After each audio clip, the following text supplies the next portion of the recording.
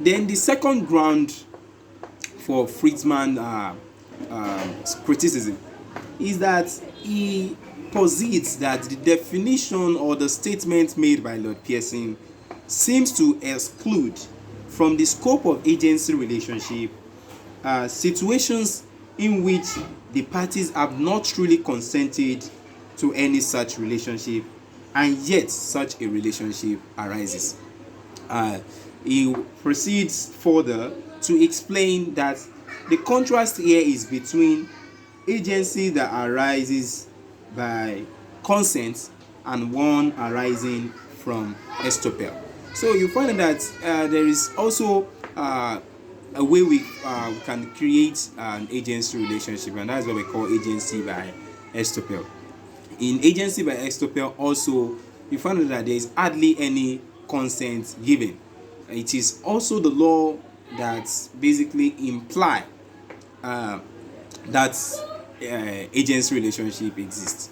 And for a classical case on agency by estoppel, you can see the case of Boardman and Phipps, and also you can see several other cases like Fridman and Lockyer versus Buckhurst Park.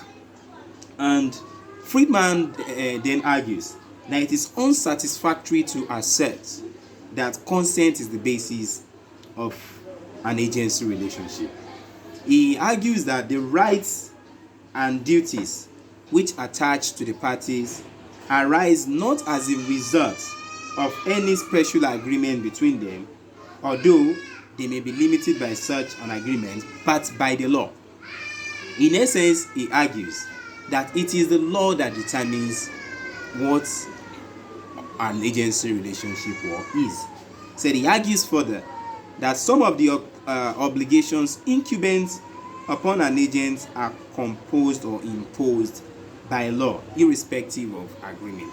And you find that this submission by Fridman is valid in the sense that you cannot continue to use the consent theory to serve as the basis for agency. You cannot continue to say, well, the principal and the agent must always agree, because we have come to realize that there are circumstances where the principal and the agent wouldn't have actually agreed to creating that relationship, yet the law will still impose obligations of agency on these parties. So take for example agency by estoppel, agency by necessity, and so that is what Fridman is trying to say.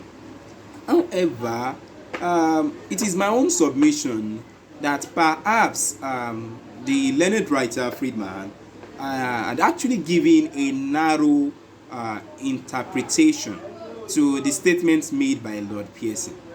Because if we should cast a look back to what Lord Pearson said, he said the relationship of principal and agent can only be established by the consent of the principal and agent. However, Lord Pearson went further to clarify that consent is always necessary, either expressly or by implication from their words or conduct. Now, the first arm of the statement is flawed in the sense that you cannot continue to state that it is only through consent that an agency relationship can be established. You hear him saying that the relationship of principal and agent can only, no, the agency of principal and relationship can not only be created by consent. There are several ways that it can be created. However, the second part